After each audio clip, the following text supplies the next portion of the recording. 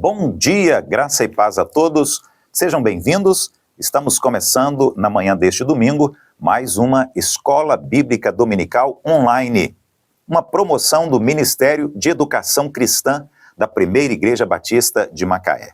Neste mesmo momento, ou seja, domingo, 9 horas da manhã, também estamos iniciando a Escola Bíblica Dominical presencial. No nosso prédio, no 4º andar, com as crianças e juniores. No 5º andar e também no 6º andar, as classes para adolescentes, jovens, adultos. Você está convidado. Domingo, 9 horas da manhã, nós estamos na Escola Bíblica Dominical da Igreja, com os professores, alunos, em classe, estudando a Bíblia Sagrada, a Palavra do Senhor, o nosso Deus.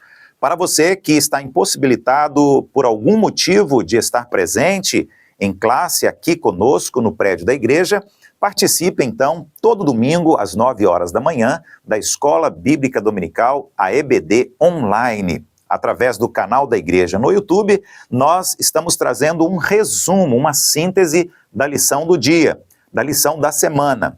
Nós continuamos estudando esta revista excelente, Religiões e Religiosidade. Nós estamos estudando sobre as religiões, estamos estudando sobre a religiosidade que é natural a cada ser humano, estamos falando sobre seitas, sobre heresias, cada domingo um tema muito importante, nós estamos aprendendo muito sobre a Bíblia, estamos aprendendo muito sobre a Palavra de Deus e a vontade de Deus para nós. Queremos convidar você agora para estarmos orando juntos e logo na sequência, então, estaremos trazendo a lição deste domingo para compartilhar com você. Vamos orar. Pai, obrigado por esta manhã. Obrigado, Deus, por este dia. Obrigado por mais um domingo. Como é bom estarmos começando no primeiro dia da semana juntos com os nossos irmãos em Cristo. Esta comunhão é preciosa para nós, alegra o nosso coração. Obrigado também pela tua presença, pela condução, pela direção, pelo governo do teu Santo Espírito sobre nós e sobre a nossa comunidade de fé também, a nossa igreja local. Abençoe, ó Deus, a nossa Escola Bíblica Dominical, abençoe a nossa EBD Online hoje, queremos conhecer mais da tua vontade, queremos crescer mais no conhecimento da tua palavra, que assim, ó Deus, a nossa fé seja fortalecida, robustecida no Senhor, aumentando a nossa confiança e a nossa esperança nas promessas do Senhor para nós. Obrigado mais uma vez, nós queremos pedir que o Senhor nos conduza neste estudo de acordo com a tua vontade. Assim oramos em nome de Jesus. Amém. Amém. Bom, vamos para a nossa lição de hoje, lição muito importante, muito importante. Estamos falando sobre religiões, sobre religiosidade. Estamos hoje com o desafio de falarmos um pouquinho sobre o catolicismo, falar um pouco sobre a Igreja Católica, a realidade da Igreja Católica. O que os católicos creem, quais são as suas práticas, como é esta religião tão grande que está espalhada em quase todos os países ao redor do mundo. A Igreja Católica, qual é a sua história e a sua presença no mundo hoje? O que eles pensam, qual é a sua doutrina, quais são os seus ensinos, também as suas práticas, as suas cerimônias, o que está de acordo com a Bíblia e aquilo que não está de acordo com a Bíblia, o que para nós é de suma importância, porque para nós evangélicos, né, nós temos a Bíblia Sagrada como o centro da nossa fé. Determina a nossa prática, determina nossos rituais, cerimônias, determina a nossa liturgia. A Bíblia diz aquilo que nós cremos, a Bíblia é a nossa doutrina.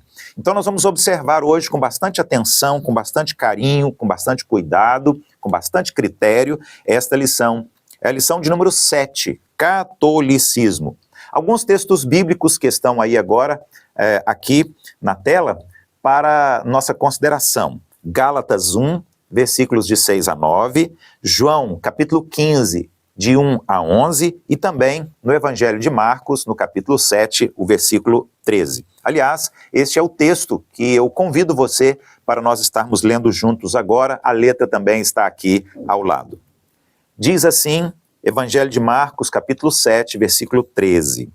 invalidando a palavra de Deus pela vossa própria tradição, que vós mesmos transmitistes e fazeis muitas outras coisas semelhantes. Eu vou repetir a leitura, Marcos, capítulo 7, versículo 13. Invalidando a palavra de Deus pela vossa própria tradição, que vós mesmos transmitistes e fazeis muitas outras coisas semelhantes. Qual é o nosso objetivo hoje? Bom, como em todas as lições anteriores e nas próximas lições também, queremos trazer informações. Assim, estaremos conhecendo a nossa própria religião, conhecendo a nossa religiosidade e conhecendo também as demais religiões, pelo menos as principais religiões que há no nosso país e também em todo o mundo. Vamos comparar estas religiões, as outras religiões, com a nossa religião, com aquilo que nós cremos, a nossa doutrina e com as nossas práticas também, aquilo que nós fazemos como uma consequência imediata da nossa fé, daquilo que nós cremos. Ao estudar a lição de hoje, a lição número 7, Catolicismo, você terá condições de conscientizar-se das principais doutrinas da Igreja Católica Apostólica Romana e comparar o catolicismo com o Evangelho. Comparar o catolicismo com a Igreja Cristã Evangélica, a Igreja Protestante, como é o nosso caso, uma Igreja Batista. O catolicismo romano é identificado como cristianismo. Esta primeira informação é muito importante e eu quero destacar aqui. A Igreja Católica, semelhante à Igreja Evangélica, é considerada uma igreja cristã. Por quê? Porque cristãos são todos aqueles que estão seguindo a Cristo Jesus. Então, a Igreja Evangélica é uma igreja cristã? Sim. A Igreja Católica é uma igreja cristã? Sim. Então, o catolicismo romano é identificado, sim, como cristianismo. Porém, algumas doutrinas são divergentes, e é isso que nós vamos descobrir hoje. Algumas coisas que a Igreja Católica ensina e pratica são diferentes daquilo que a Igreja Evangélica ensina e pratica. A ênfase da Igreja Católica está principalmente nas experiências espirituais individuais ao longo dos séculos. A Igreja Católica também tem um forte misticismo e, claro, a Igreja Católica ela está muito alicerçada na sua tradição. Portanto, estes elementos formam a fonte, a base estrutural da autoridade da fé católica, certo? Tem a Bíblia, é verdade, mas também as experiências individuais, o misticismo e a força da tradição é algo que determina a história, aquilo que constitui a Igreja Católica Apostólica Romana.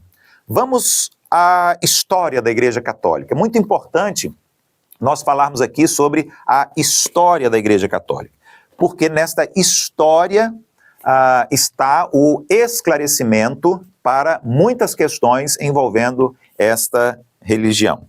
No início da era cristã, ou seja, nos primeiros anos, nos primeiros tempos da Igreja do Senhor Jesus, não havia denominações. Então, lá no início, quando nós começamos a ler a Bíblia, nos evangelhos de Mateus, Marcos, Lucas e João, nós temos Jesus, temos os seus discípulos, os primeiros que se tornaram apóstolos, e os demais discípulos, todos os seguidores de Jesus, que faziam parte da igreja. Então nós tínhamos a igreja, nós tínhamos uma única igreja, e nós não tínhamos denominações. Hoje, por exemplo, nós temos batistas, assembleianos, presbiterianos, metodistas, católicos e tantos outros. Mas nos primeiros anos, nós só tínhamos uma igreja. Eram igrejas que confessavam a Cristo Jesus como o único e suficiente Senhor e Salvador. Preste atenção, este é o início da história da igreja. Começa com o Senhor Jesus, começa com os primeiros apóstolos e discípulos em Jerusalém, lá em Israel. E nos primeiros anos era uma única igreja e ela estava baseada nesta estrutura. Jesus é o único Senhor e Salvador. A primeira igreja cristã, então, surgiu em Jerusalém, como está escrito em Atos 1 e também em Atos 12. Provavelmente o local foi o cenáculo, onde Jesus mesmo esteve presente e realizou a celebração da primeira ceia, Marcos capítulo 14.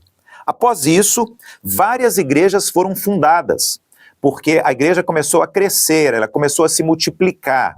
Aconteceu aquilo que nós chamamos de diáspora. Por causa da perseguição, as famílias se mudavam, iam para outras cidades, e lá eles montavam, eles se agrupavam, eles se reuniam e ali eles criavam uma comunidade de fé. Igrejas em Samaria, Corinto, igrejas em Éfeso, em Filipos e em outras cidades, em outras vilas também. Era uma unidade na pluralidade. A unidade era a fé no Senhor Jesus e a pluralidade era composta pelas várias igrejas. Era plural porque eram várias igrejas em várias cidades, mas havia uma unidade porque todas elas tinham a mesma fé, as mesmas práticas, criam basicamente e acima de tudo no Senhor Jesus como o Messias. A unidade da igreja então estava assegurada através da sua fé. No entanto, alguns eventos modificaram este quadro e aí surgiu a Igreja Católica, a Igreja Católica Apostólica Romana. Como é que isso se deu? Preste atenção. Hoje o estudo da nossa revista, da nossa lição, é basicamente história para nós conhecermos o catolicismo, conhecermos a fé católica e as práticas católicas também. Bom, primeiro, a conversão de Constantino, já no ano de 325. Veja bem, então nós tínhamos uma única igreja, a Igreja de Jesus, a Igreja de Cristo, desde o início do primeiro século até o ano 325. Não tínhamos várias denominações, várias igrejas, etc., mas nós tínhamos uma única igreja. Claro que ela estava multiplicada e estava presente em várias cidades, mas era apenas uma igreja. No ano 325, o imperador romano Constantino se converteu ao cristianismo e aí ele construiu essa ideia de a Igreja do Salvador. A Igreja do Salvador, ela foi organizada num bairro de Roma e sabe qual era o nome deste bairro? Vaticanos, exatamente, Vaticanos. Os bispos e os papas que se seguiram, então, construíram ali naquele local, naquele bairro, naquele espaço que havia na capital italiana, Roma, vários palácios ao redor da igreja principal, formando assim aquilo que é o Vaticano como nós conhecemos hoje. Então o Vaticano começou construído sobre um bairro chamado Vaticanos, e ali hoje nós temos a cidade do Vaticano, temos o país que nós conhecemos, o Vaticano, que é a sede central e absoluta da Igreja Apostólica, a Igreja Católica Apostólica Romana em todo o mundo. Ponto 2, a fragmentação do Império Romano. O Império Romano, então, depois, na sequência dessa história, ele foi dividido entre Império Oriental e Ocidental. Isso no ano de 392 depois de Cristo. A queda de Roma, no ano 476, deixou os papas e a Igreja Católica livres da autoridade civil que a Igreja exercia sobre eles até aquele momento. Vários reinos surgiram e foram dando aos papas a oportunidade de alianças políticas e religiosas também, e financeiras também, que traziam vantagens, e isso levou o bispo de Roma a ser uma figura importantíssima que começou a dominar todo o Ocidente. Bom, agora vamos falar sobre o Estado do Vaticano. O Estado territorial do Vaticano teve origem no ano 741 com o Papa chamado Estevão, que levou Pepino o Breve e seu exército a conquistar vários territórios na Itália e depois de conquistar, doar esses territórios para a Igreja Católica. Essas concessões estão registradas nos livros de história como as doações de Pepino.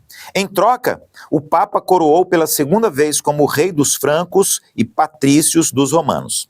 Nessa época, então, surgiram os documentos chamados de doações de Constantino, em que se dizia que Constantino reconhecia a superioridade do bispo de Roma e da igreja e que no bispo residia o poder temporal e espiritual.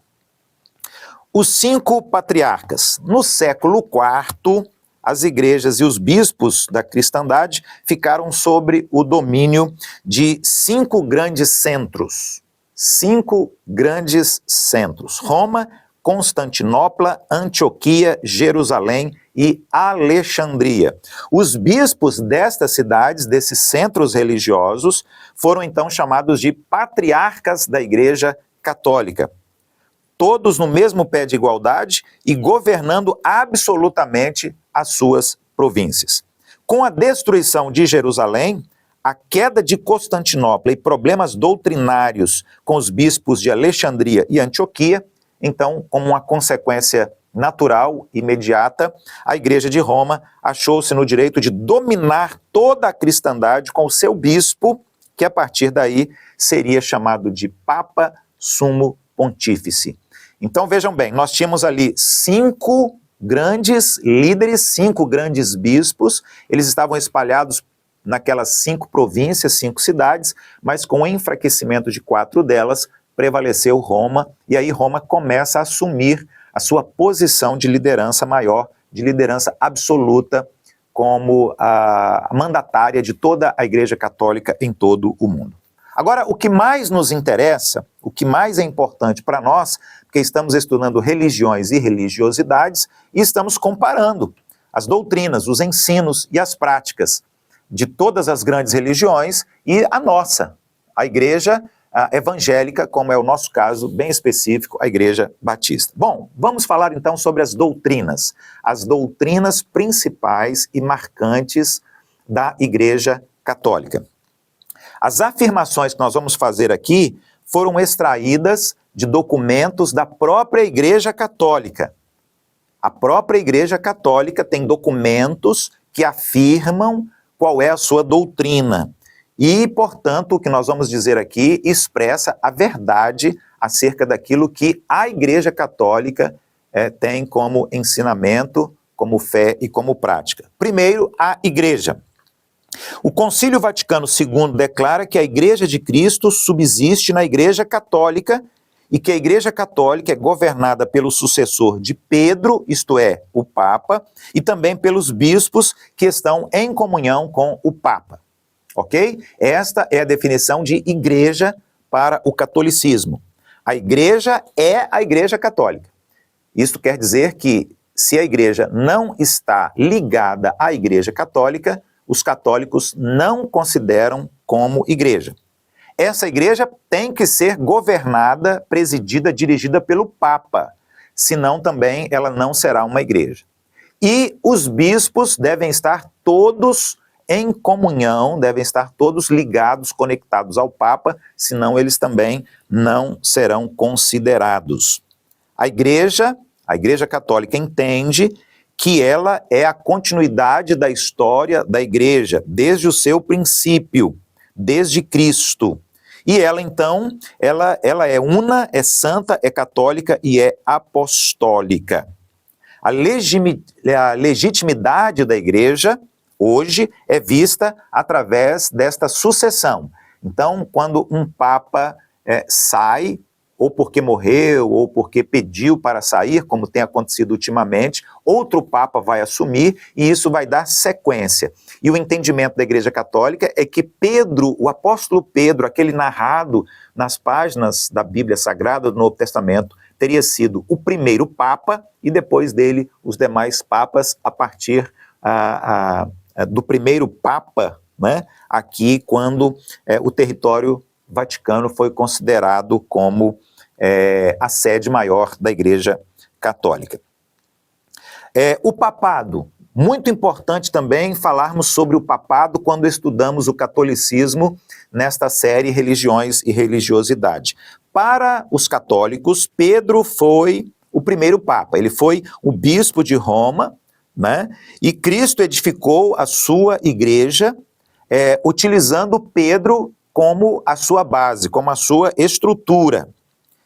Ele quis que os sucessores fossem pastores na sua igreja até o fim dos tempos. A tradição católica diz que o Papa é, então, o sucessor de Pedro e que ele está no governo da igreja e é o vigário, o representante de Cristo na terra. Veja bem, a Igreja Católica entende que o Papa é o representante de Jesus na terra. Afirma que Pedro é aquela pedra que Jesus disse: sobre esta pedra estarei edificando a minha igreja. Esse é o entendimento da Igreja Católica. Uma doutrina também muito importante que nós precisamos conhecer da Igreja Católica é a doutrina acerca dos pecados. O catolicismo, ele criou uma doutrina muito específica e muito elaborada sobre os pecados. Eles classificam os pecados como mortais, alguns pecados são mortais, são infrações mais graves, e outros pecados são pecados chamados de veniais, são infrações mais leves e mais fáceis de serem reparadas. A esperança do perdão dos pecados está na confissão dos pecados que o fiel deve fazer aos padres, aos bispos e, nos últimos anos também, a confissão de pecados que o fiel católico faz a alguns diáconos que foram escolhidos para este fim. Não há pecado, por mais grave que seja, que a Santa Igreja não possa perdoar. Eu vou colocar essa frase aqui do lado, porque ela está nos documentos da Igreja Católica. A Igreja Católica entende assim: não há pecado, por mais grave que seja, que a Santa Igreja não possa perdoar. Eu vou colocar aqui, por minha conta e risco, a Santa Igreja Católica, para ficar bem claro que nós estamos falando aqui sobre a doutrina da Igreja Católica. O perdão dos pecados pode ser obtido através do batismo, através do sacramento da penitência e através da igreja. Por falar em sacramentos, vamos falar sobre essa doutrina católica agora também. Conforme ensina o Catecismo Católico, existem 7 sacramentos. Os católicos em todo o mundo, a Igreja Católica em todo o mundo, tem os seguintes sacramentos: batismo, crisma, confissão, Eucaristia, ordem, matrimônio e extrema unção, que são sinais da graça instituídos pelo Senhor Jesus, segundo o entendimento católico. Sacramentos são forças que emanam do corpo de Cristo, conferindo e comunicando graça a todos aqueles que participam. Nos sacramentos, portanto, a Igreja recebe a garantia da vida eterna, entendimento da Igreja Católica. Toda liturgia na missa é conduzida em torno da Eucaristia, aquilo que nós chamamos de ceia do Senhor. Ali está o centro da doutrina e da fé católica, o ápice da vida da Igreja, pois ali Cristo mesmo, vivo e glorioso, se torna presente, real e substancial. A ideia da Igreja Católica é que o cálice se torna realmente, ele recebe elementos substanciais do sangue de Jesus. E o pão ou a hóstia se torna realmente o corpo de Jesus. Partes, partículas, substâncias do corpo de Cristo estão presentes ali. O entendimento diferente do nosso, nós, os evangélicos, cremos que o pão e o cálice representam, eles simbolizam o corpo e o sangue de Jesus. A Igreja Católica entende? Não. Há uma substanciação. O corpo, o conteúdo do corpo de Jesus e do sangue de Jesus estão presentes na hóstia e no cálice também. Maria, outro ponto importante e necessário esclarecer aqui. Maria está na Bíblia, o nome dela está presente nas Escrituras, no Novo Testamento. Nós entendemos que ela é uma figura importantíssima na narrativa bíblica e também na história do cristianismo, para a nossa salvação eterna, porque foi a mãe do Senhor Jesus. Ela, para nós, tem um valor muito grande, como evangélicos. Mas a Igreja Católica tem um entendimento diferenciado em relação a Maria. Maria é venerada e Maria é tida como mediadora entre Deus e os homens. Entendimento da Igreja Católica. Documentos oficiais da Igreja Católica afirmam que Maria deve ser venerada, que Maria é mediadora entre Deus e os homens. A próxima lição que nós vamos estudar, a próxima lição, no próximo domingo, a lição de número 8, vai falar especificamente sobre Maria, a mãe de Jesus. Então, nós vamos aqui, de maneira muito rápida, falar sobre Maria hoje, mas no próximo domingo nós vamos falar de uma maneira mais abrangente, mais profunda, mais detalhada. Nós estudaremos sobre um outro assunto muito importante também e que tem a ver com o catolicismo na lição de número 9. Daqui a 2 semanas nós vamos falar sobre a questão das imagens de escultura. Vamos falar o que isso tem a ver com a idolatria ou não. Vamos falar, por exemplo, que há outras manifestações idólatras, não apenas a utilização de imagens de escultura.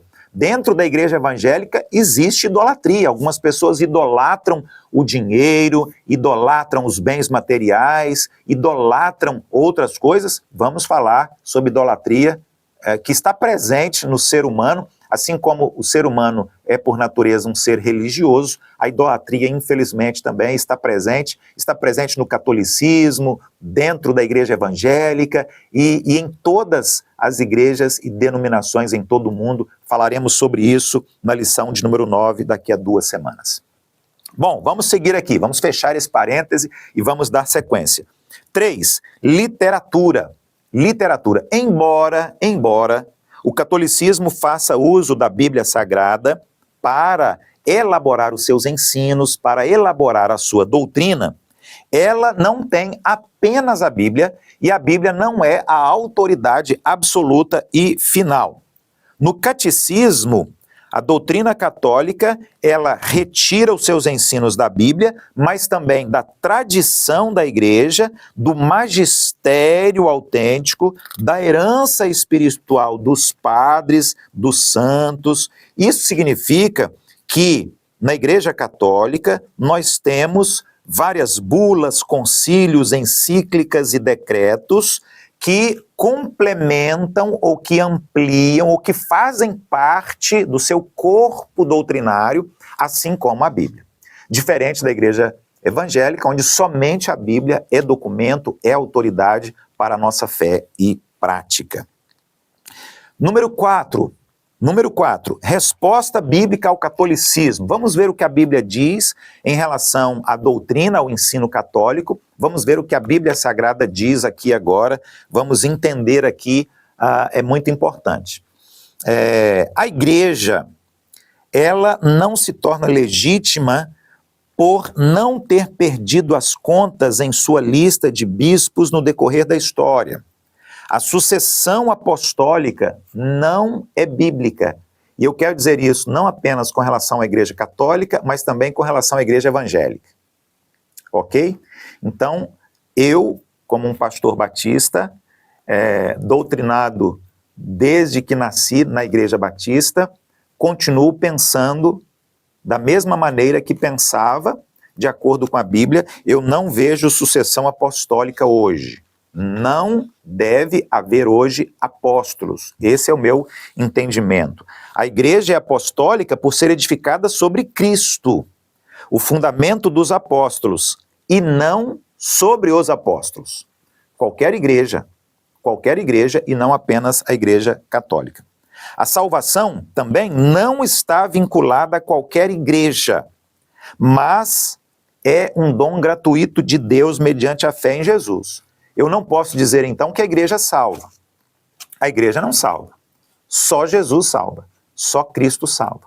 A religião não salva. Só Jesus salva. A igreja, ela é importante porque ela é um instrumento de Deus para facilitar a nossa religiosidade.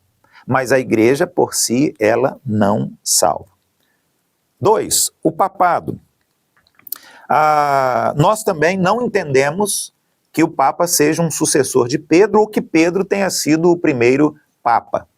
Não entendemos biblicamente falando. Pedro apontava para o Senhor Jesus como a pedra angular da igreja. Isso está escrito em Atos capítulo 4, versículo 11, e também na primeira carta escrita pelo próprio apóstolo Pedro, no capítulo 2, versículos de 4 a 7. Está escrito na Bíblia. E eu quero abrir aqui a minha Bíblia para compartilhar isso com os irmãos. Primeira carta de Pedro, no capítulo 2. Primeira carta escrita por Pedro, no capítulo 2, de 4 a 7. Está escrito assim: à medida que se aproximam dele a pedra viva, rejeitada pelos homens, mas escolhida por Deus e preciosa para ele, vocês também estão sendo utilizados como pedras vivas na edificação de uma casa espiritual, para serem sacerdócio santo, oferecendo sacrifícios espirituais aceitáveis a Deus por meio de Jesus Cristo. Pois assim é dito na Escritura: eis que ponho em Sião uma pedra angular, escolhida e preciosa, e aquele que nela confia jamais será envergonhado. Portanto, para vocês, os que creem, esta pedra é preciosa, mas para os que não creem, a pedra que os construtores rejeitaram tornou-se pedra angular. Jesus é a pedra e não Pedro. Portanto, nós entendemos que os papas são líderes da Igreja Católica, mas eles não são sucessores de Pedro. Não são sucessores de Pedro, e que a igreja não foi construída alicerçada ou baseada em Pedro, e muito menos sobre o papado também. Pedro é para o catolicismo aquilo que os católicos mesmos criaram, mas não é exatamente aquilo que a Bíblia está afirmando acerca de Pedro. Ponto 3, também importante, os pecados. Nas Escrituras, todo pecado é mortal. Não existe pecadinho, pecado e pecadão. Não há níveis de pecado quando nós lemos e estudamos com profundidade a Bíblia. Outra coisa importante é que a igreja não perdoa pecados. O perdão de pecados, ele é uma exclusividade de Deus na pessoa do Senhor Jesus. Então, todo o perdão de todo e qualquer pecado vem de Deus. 4, os sacramentos. A Bíblia não ensina sobre rituais como forma de conferir graça e muito menos salvação. A salvação, ela é recebida diretamente pela fé e a graça de Jesus sobre nós, e não os rituais, as cerimônias que a igreja realiza. Então é a graça de Deus que salva. As únicas ordenanças, e ordenança é diferente de sacramento, são para nós os evangélicos a ceia e o batismo. A ceia, como está lá em 1 Coríntios 11, e o batismo, como está lá em Mateus 28. E a ceia não confere graça e não salva, o batismo não confere graça e não salva. Esse é o nosso entendimento. A Igreja Católica entende que as ordenanças, elas conferem graça e conferem também salvação. Batismo. Batizamo-nos porque somos salvos e não para sermos salvos. É diferente. A Eucaristia, ela não deve ser considerada um sacrifício contínuo, porque Pedro mesmo disse que Jesus se sacrificou uma vez, somente uma vez, pelos nossos pecados. Transubstanciação. Os elementos da ceia não se transformam literalmente no corpo de Cristo e no sangue de Cristo. São apenas símbolos, apenas uma imagem para que nós possamos trazer à memória o sangue de Cristo, o corpo de Cristo, o sacrifício de Cristo. Não cremos, como evangélicos, na transubstanciação, que é um ensino, uma doutrina da Igreja Católica. Bom, vamos concluir por hoje. Se você tem alguma dúvida, se você tem alguma pergunta, se alguma coisa que o pastor disse você não entendeu ou não concorda, gostaria de falar comigo, gostaria de obter algum esclarecimento, alguma informação adicional, por favor, fique muito à vontade. Nós estamos aqui estudando, queremos aprender mais e eu estou sempre procurando aprender mais sobre a Bíblia, sobre a palavra de Deus, sobre a vontade de Deus. Tá bom? Então, qualquer dúvida, qualquer pergunta, faça contato conosco. Eu vou colocar aqui à disposição de você, né? Eu estou à disposição de você para que a gente possa caminhar e crescer juntos. A reforma protestante, que trouxe no século XVI o surgimento da igreja protestante, da igreja evangélica, mostrou com muita clareza que somente Cristo, que somente a Escritura, que somente a fé, que somente a graça são suficientes para que toda pessoa seja salva e viva em comunhão com Deus através do Senhor Jesus. Não somos chamados para julgar e condenar os outros. Não estamos aqui condenando qualquer religião, qualquer igreja, qualquer prática, qualquer doutrina, quaisquer rituais. Não é este o nosso objetivo. Nós estamos aqui comparando aquilo que uma igreja crê, aquilo que outra igreja crê, aquilo que uma religião crê, aquilo que a nossa religião crê. Mas é muito importante, nós também não podemos ignorar, né? Não podemos fazer vistas grossas, não podemos deixar de estudar e conhecer todas as igrejas e todas as religiões, não podemos fechar a nossa mente, fechar os nossos olhos e crer na nossa doutrina sem comparar com as outras e sem comparar tudo com a Bíblia Sagrada, a Palavra de Deus, porque entendemos que isto é essencial. Nós precisamos de maturidade para alcançar profundidade no conhecimento de Deus e da vontade de Deus. Nosso objetivo aqui é fortalecer a sua fé, fortalecer a sua esperança e a sua confiança no Senhor Jesus. Esperamos que o estudo bíblico da Escola Bíblica Dominical deste domingo sobre catolicismo seja para fortalecer a sua fé e para ajudar você a estar mais próximo de Deus, da palavra de Deus e da vontade de Deus.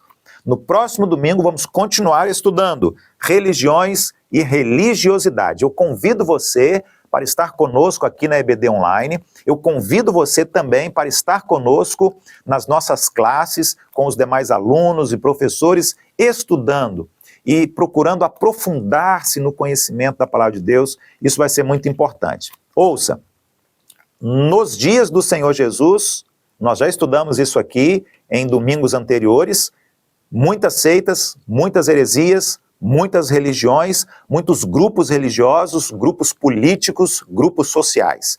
E isso, ao longo desses 2000 anos de história, depois de Cristo, nós temos vivido todos os dias. Hoje não é diferente. Um grande abraço, Deus abençoe você, Deus abençoe a sua família. Até o próximo EBD Online.